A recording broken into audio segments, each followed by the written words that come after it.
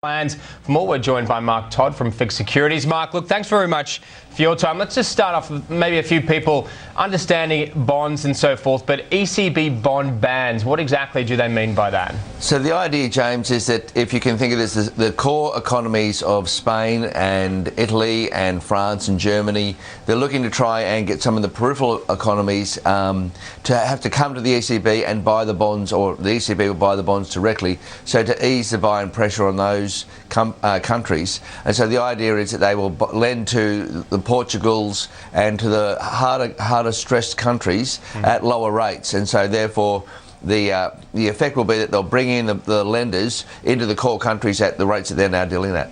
It's interesting. Excuse my cold. Yeah, we sort of hear that that the ECB will set targets, if you like, in terms of yields for the likes of Spanish and Italian debts, and that if it hits a certain point, they'll jump in and start buying to try to help ease the pressure. Look, how effective and how sustainable a strategy do you think that's actually going to be? Well, it is a difficult world when market forces are being dictated to by the ECB, and the point that Italy is under a lot of pressure at the moment is very obvious to everyone. Their GDP looks soft, everything looks very soft around that economy.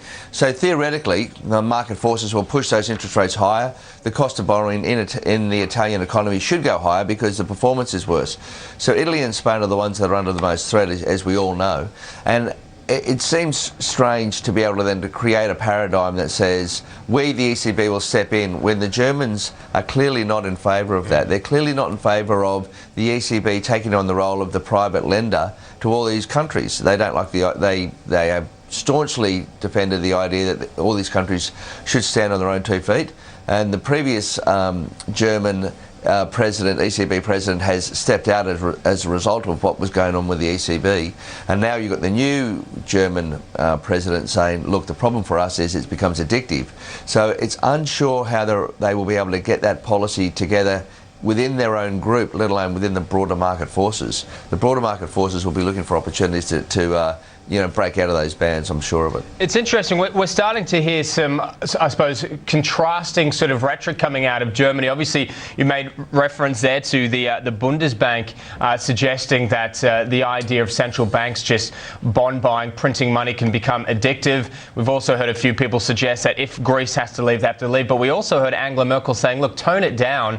We want to work something out. We want to keep Greece in there. And she's on board, so far at least, with the ECB's mandate of providing stability within the Eurozone. That's true. I think the idea of listening to the politicians in isolation is difficult because we know that they're pitching to their own constituency and they're looking to get elected and they're doing all that sort of work. And at some level, there needs to be politicians that step in and look at the broader economy. And the broader economy for Europe, the truth is that Germany's benefited from the lower euro and the practices that they have. So though they do want to raise the standards of debt for everyone within the eurozone, it's clear to them that they've got the benefit, so that you can't lift them up too high. They want to be able to sustain that benefit.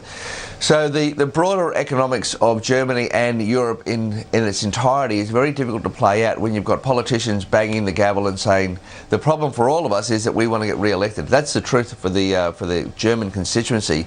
They feel hard done by the fact they've lent so much money to Greece, to the Spaniards, and now to the Italians. It doesn't seem to sit well with those people. I suppose as well, we've got coming up next month on the 12th of September, I believe, the German Constitutional Court's ruling over the ESM, whether or not, in fact, it is legal. I mean, these are serious debates going on within Germany.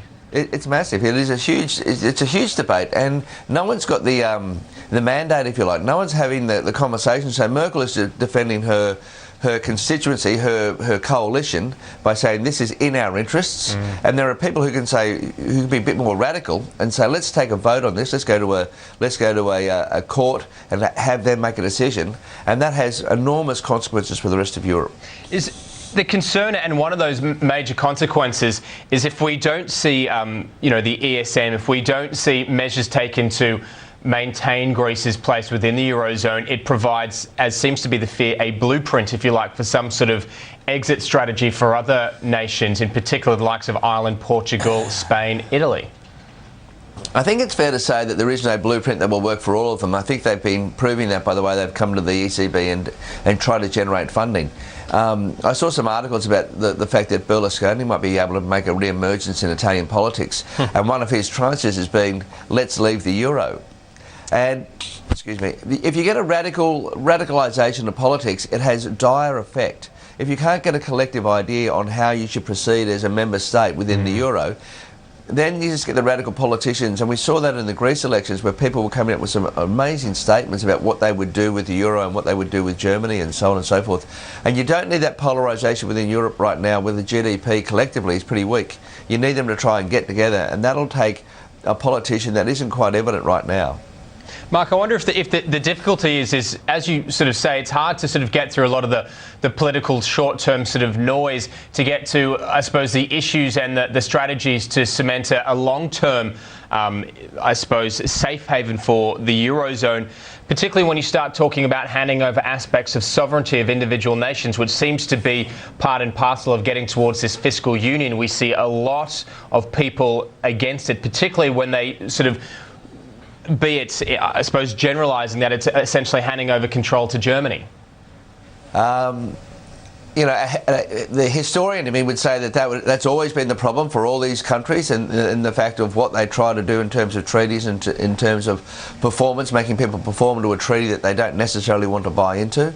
And so it's clear that if you don't have that political consensus, they're really easy targets. Yeah. So the fact that Germany, whether it has control of Greece's fiscal powers, is somewhat irrelevant. The EU has the control, or is asking to get control. And then they'll say Germany has undue influence, and so it's therefore German control. And so it seems clear that you'll be a really easy target if you don't have that consensus around all the support you need to make these changes. And they are reforms they need to make. They need to radicalise all of their reforms around their institutions, their public service, their employment laws. They need to make a lot of change, and it's all different for each country.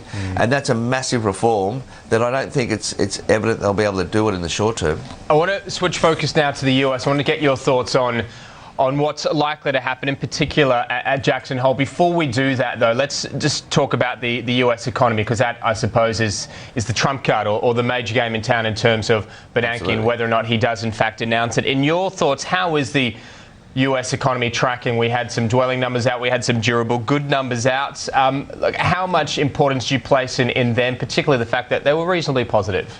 I think there's a couple of points that came out on Friday. Both those numbers were very positive in my mind. I think the key to it was, I saw a report where they said for the first time in 7 years the housing market will provide some growth to GDP. So it's an amazing statement that the housing market for 7 years hasn't done anything whatsoever for the GDP of the United States. And you can see when you look, if you think of that one statement and you look back to Bernanke's rhetoric, you can see how he's always driving the idea of the mortgages, the housing market. It's because of the stimulatory effect. If he can support that housing market, it can have a massive effect on their GDP over time. So they were great numbers. Durable goods and new dwellings there, well, that was great numbers. Excuse my cold. The idea will be that Bernanke will come out, I think, from Jackson Hole, and he will say the economy is tracking forward, but we will move towards making some pressure on the mortgage market. We think that he'll try and drive mortgages further to make them lower and make that growth much more sustainable. I wonder if the market is... We've obviously seen a fairly good rally in terms of US equities. We saw it come off a little bit last week, but how much of QE3 has been priced into that, I wonder? And if we don't see it, what kind of a fall are we likely to see? It'll be radical. It's set up to be the buy the rim and sell the fact. It seems that will be the case, and I think to some extent Bernanke will be looking at the equity market and he'll say that it's a chain around his neck to some extent. Everyone would think that Bernanke wants that growth in the equity market, and he probably does to an extent. But it's missing the main game in his mind, and the main game in his mind is how the broader GDP performance is, how employment is going. One of the reasons the equity market rallies is because they were making staff work for longer hours for less money. And so Bernanke needs to get employment up, and so it's a counter-cyclical experience. Companies may become less profitable if they put on more staff, as they look to try and grow their business. And that's what Bernanke needs right now. He needs people working. He needs mortgages low and people working. The rally in the equity market is saying there's less people, we're making more money, we'll make them work harder. Yeah, indeed. Look, got to leave it there. Mark, go get yourself some chicken soup or something like that. Thank you. I hope you have a better day. Cheers, mate. Take care. Bye-bye.